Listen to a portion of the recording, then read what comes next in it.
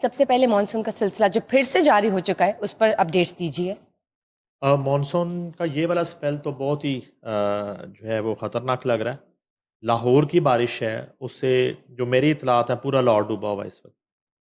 میں علاقوں کے نام بتا دیتا ہوں۔ ڈیوس روڈ پورا ڈوبا ہوا ہے، ایک دن کی بارش سے، چند گھنٹوں کی بارش سے۔ مال روڈ ڈوبا ہوا ہے، لکشمی چوک ڈوبا ہوا ہے، جیل روڈ پر پانی ہے، ناخدا چوک، مصری شاہ، ماڈل ٹاؤن، فیصل ٹاؤن۔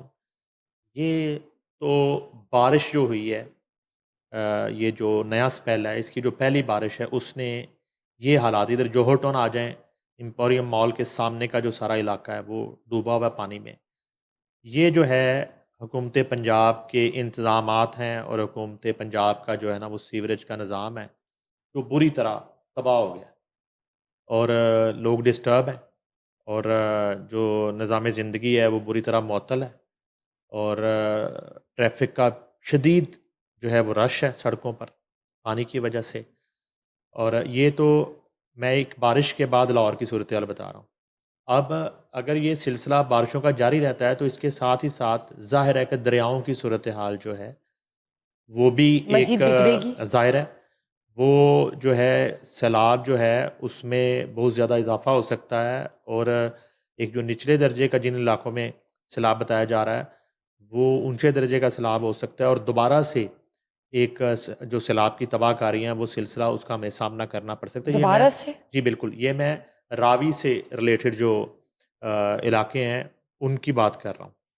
سر میرا ایک سوال ہے، جس طرح ہم نے پچھلے دو تین پچھلے پوڈ کاسٹ میں یہ بتایا تھا کہ پریڈکشنز ہیں 4 سے 6 سپٹمبر کے دوران طوفانی بارشیں ہو سکتی ہیں جن سے اور مزید جو ہے حالات بگڑ جائیں، تو انتظامیہ نے پھر بھی کوئی مطلب انتظام نہیں کیا؟ نہیں دیکھیں، اس میں یہ ہے کہ بارش میں انتظامیہ نے کوئی ایک دن میں یا 2 دن میں یا ہفتے یا 10 دن میں تو انتظام نہیں کر لینا۔ مینجمنٹ جو آپ کی پوری پنجاب حکومت ہے وہ تو ظاہری بات ہے کہ بظاہر سیلاب زدہ علاقوں میں لوگوں کو ریسکیو کرنے میں اور متاثرین کی مدد کرنے میں مصروف ہے۔ اب منسٹرز ہیں جتنے، وزیر اعلیٰ پنجاب ہیں، وہ تو ادھر بزی ہیں۔ اب یہ جو ایک بارشوں کا سلسلہ شروع ہو گیا اور شہروں کی صورتحال دیکھیں آپ، جو ہے وہ مختلف بند توڑ کے چھوٹے قصبے دیہات جو ہیں پانی کا رخ ادھر موڑ دیتے ہیں۔ وہ دیہات جو ہیں وہ سینکڑوں دیہات صفحہ ہستی سے مٹ جاتے ہیں بڑے شہروں کو بچانے کے لیے، جس طرح ملتان میں ٹرو، کیا گیا، جس طرح دیگر شہروں میں کیا گیا، جنگ، جس طرح لاہور جنگ میں کیا گیا، جی جس طرح ادھر راوی میں بھی جو ہے بہت سے لوگوں نے یہ الزام لگایا کہ کچھ بڑی سوسائٹیوں کو بچانے کے لیے جو ہے اس طرح بند توڑے گئے، اور کچھ علاقوں کو بچانے کے لیے جس سے چھوٹے سوسائٹیاں اور اس طرح کے جو قصبے اور قریبی جو دیہات ہیں وہ دریا برد ہو گئے۔ تو یہ جو ہے ظاہر ہے کہ یہ جو سیوریج کا نظام ہے اس کو تو بڑا ایک سرے سے اس کو جو ہے وہ دوبارہ سے ڈیولپ کرنے کی ضرورت ہے، اور جدید تقاضوں سے ہم آہنگ ہو کے کرنے کی ضرورت ہے، اور موسمیاتی جو تبدیلیاں ہیں اور جس قدر بارشوں میں اضافہ ہو رہا ہے اس جی کو مد نظر رکھے انتظامات کرنے کی ضرورت ہے۔ اچھا، اس سے پہلے پی ٹی آئی حکومت میں ہمیں یاد ہے کہ ڈاکٹر فردوس اشرقبان نے ایک پریزنٹیشن دی تھی۔ انہوں نے لاہور کے مختلف علاقوں میں پانی کی سٹوریج کے لیے انڈر گراؤنڈ جو ہے وہ ٹینک بنائے تھے اس ٹھیک، وقت۔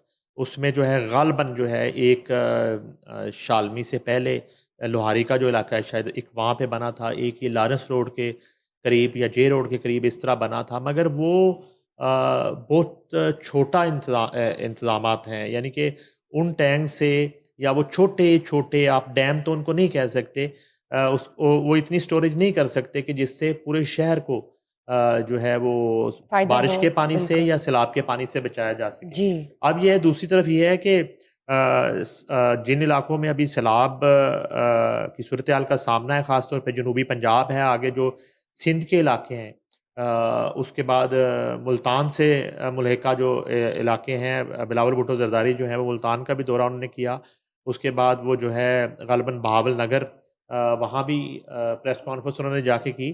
ایک اطلاع جو ہے ہمیں پاکستان مرکزی مسلم لیگ کے حلقوں سے آئی ہے، جی کیونکہ ان پلیز، کے بھی تقریباً 10,000 کے قریب رضاکار اس وقت کے پی کے سے پورے جنوبی پنجاب تک جو ہے وہ متاثرین کی مدد کے لیے کوشاں ہیں، اور وہ جو ہے متاثرین کو خوراک کی فراہمی سے لے کے ان کو ریسکیو کرنے کے حوالے سے ان کی جو بوٹس ہیں کشتیاں ہیں وہ چل رہی ہیں مختلف علاقوں میں، ان کی ایمبولینسز چل رہی ہیں، اور اس طرح کے ہیلتھ سے لے کے اور کھانے پینے تک جو ہے وہ تمام انہوں نے خیمہ بستیاں آباد کی ہیں، تمام وہ انتظامات کریں. اسی طرح دوسری الخدمت فاؤنڈیشن بھی کر رہی ہے، اس طرح دوسرے لوگ اپنی مذاق کے تحت کر رہے ہیں. تو مجھے ان کے ایک سورس کی کال آئی، انہوں نے مجھے یہ بتایا ہے کہ پیر والا جلال پور کا جو علاقہ ہے، انہوں نے مجھے حیرت انگیز بات بتائی ہے. وہ کہہ رہے ہیں کہ وہاں پہ اتنی ورسٹ صورتحال ہے سیلاب کی کہ ہزاروں کی تعداد میں لوگ جو ہیں وہ اس وقت پانی میں پھنسے ہوئے ہیں. یعنی کہ وہ جو کچھ آبادیاں ہیں ان کے چاروں طرف پانی آ چکا ہے، مگر ان کو ریسکیو کرنے کے جو انتظامات ہیں وہ بالکل سمجھ لیں کہ ناکافی ہیں. نہ ہونے کے برابر میں نہیں ورڈ یوز کرتا، ناکافی نہیں، ناکافی کہہ سکتے ہیں. یعنی کہ اگر وہاں پہ فرض کریں کہ اگر ایٹ اے ٹائم ان کو 50 کشتیوں کی ضرورت ہے تو وہاں پر ہارڈلی ریسکیو ملا کے اور ان کی بورڈز میں لا کے وہ 10 بن رہی ہوں گی یا 15 بن رہی ہوں گی. تو انہوں نے کسی چیز کی ڈیمانڈ نہیں کی. وہاں سے جو سب سے زیادہ جو ڈیمانڈ آ رہی ہے پیر والا جلال پور کے علاقے سے، وہ کشتیوں کی ڈیمانڈ آ رہی ہے. اچھا، کشتیوں کی ڈیمانڈ اس لیے آ رہی ہے کہ وہ کشتیوں کے ذریعے ہی ان لوگوں کو جو ہے وہ ریسکیو کیا جا سکتا ہے، اور وہاں سے جو ہے نا 4-4 6-6 10-10 کر کے نکالا جا سکتا ہے اور انہیں محفوظ مقامات تک پہنچایا جا سکتا ہے. میرے لیے یہ بڑی حیرت انگیز بات تھی. نہ تو انہوں نے خوراک کی بات کی، نہ انہوں نے خیموں کی بات کی، نہ انہوں نے ہیلتھ فیسلٹیز کی بات کی. انہوں نے مجھ سے جو فون پہ بات ہوئی ان کے ایک رکن کی، پاکستان مرکزی مسلم لیگ کے، انہوں نے بتایا، انہوں نے مجھے کہا کہ وہاں پہ ہمیں فوری طور پر بوٹس کی ضرورت ہے، اور پہلے ان کی جتنی بوٹس تھی وہ ناکافی تھیں، اور آج غالباً 4 یا 5 بوٹس وہ ابھی لاہور سے روانہ کر رہے تھے آج کے دن میں. اور وہ یہی ڈیمانڈ کر رہے تھے کہ اس حوالے سے اگر کوئی ہیلپ کر سکتا ہے تو بوٹس وہاں پہ بہت ضروری چاہیے. ریسکیو جو ہے ہمارا 1122 ہے، ظاہر ہے کہ وہ تو پورے ملک میں جو ہے وہ ایک اس میں حصہ لے رہا ہے، مگر ان کے پاس بھی اس حد تک ساز و سامان نہیں ہے کہ اس ساری صورتحال کا مقابلہ کیا جا سکے. تو یہ میں وہاں کی آپ کو صورتحال بتا رہا ہوں. آگے جو ہے سندھ میں ظاہر ہے کہ حفاظتی انتظامات کیے تو گئے ہیں، مگر اب اللہ کرے کہ فائنلی جب سندھ کو یہ ٹچ کرنا شروع ہو چکا ہوگا یا کرے سیلاب کا پانی، تو اس قدر تباہ کاریاں نہ کرے جیسے وہ پیچھے جو ہے وہ پورے پنجاب اور راوی اور اس کے بعد چناب اور پھر ستلج اور اس کے بعد یہ ملحقہ علاقوں میں جتنی تباہ کاریاں ہوئی ہیں. اور سب سے بڑھ کر یہ ہے کہ جو زرخیز زمینیں ہیں وہ پوری طرح متاثر ہوئی ہیں، فصلیں تباہ ہو گئی ہیں، اور یہ بہت بڑا ایک بحران جو ہے یہ کھانے پینے کا، سبزیوں کا، پھلوں کا اور اشیاء خورد و نوش کا، یہ بہت بڑا بحران جو ہے وہ پورے ملک میں جو پیدا ہونے جا رہا ہے، جس کی روک تھام کے لیے اب تو اصل میں حکومت کو سر جوڑنے کی ضرورت ہے. اور فوری طور پر ظاہر ہے کہ بہت سی اجناس جو ہیں، بہت سی اشیاء ضروریات زندگی کی جو ہے وہ اب آپ کو امپورٹ کرنا پڑیں گی، قلت ہو جائے گی. ٹھیک ہے، اس کی قلت ہو جائے گی. اور جب وہ امپورٹ کریں گے تو یہاں تو عام حالات میں ایک ہمارا کلچر ہے اور مزاج ہے کہ یہاں پہ رمضان مبارک شروع ہوتا ہے تو قیمتیں جو ہیں وہ 2 گنا سے 4 گنا اور 10 گنا ہو جاتی ہیں.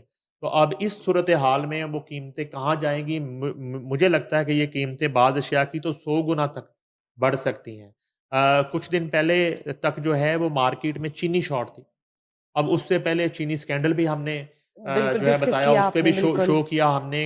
اور یہ چند خاندان ہیں، وہ اپنی جو ذخیرہ شدہ چینی ہے وہ اگر نکال لیں بجائے اس کا ریٹ بڑھانے کے، تو چینی کی قلت ختم ہو جانی چاہیے. جیسے کہ ہم نے ایک شو کیا تھا رئیس انصاری صاحب کے ساتھ، انہوں نے ہمیں بتایا کہ شریف خاندان کی ملیں بہت ساری. اس کے بعد انہوں نے بتایا کہ آصف علی زرداری سے ریلیٹڈ لوگوں کی میلز ہیں. ٹھیک ہے جی. اسی طرح مونس لائی کا انہوں نے نام لیا.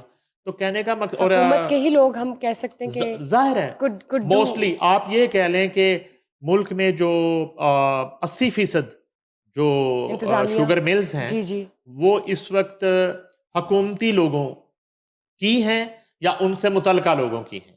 تو حکومت اگر چاہے تو نہ صرف چینی کا بحران جو ہے وہ فی الفور ختم ہو سکتا ہے، بلکہ چینی کی قیمتوں میں بہت زیادہ کمی واقع ہو سکتی ہے. مگر پتہ نہیں کب چاہے، کیوں چاہے، اس سے پہلے تو کبھی اس طرح نہیں ہوا.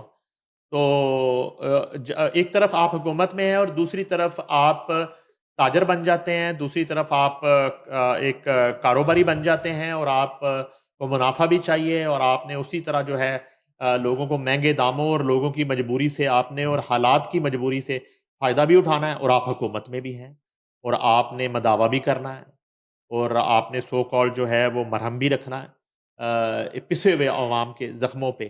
تو یہ بڑی ایک بدقسمتی ہے اور بڑی تکلیف دہ صورتحال ہے. تو اس کی شارٹیج تھی. تو اب آگے دیکھیے گندم، چاول، اور اگر آپ قیمتوں کی بات کریں تو آپ بلیو کریں کہ آپ ڈیلی بیسس پہ جی سبزیوں اور پھلوں کی آپ قیمتوں کا پتہ کر لیں آسمان ڈیلی پر ہے، بیسس پہ، تو وہ ڈیلی بیسس پہ بڑھ رہی ہیں. بڑھ رہی یعنی ہیں. کہ جو ریٹ کل تھا وہ آج نہیں ہے، جو آج ہے وہ کل نہیں ہے، جو کل ہے وہ پرسوں نہیں ہے.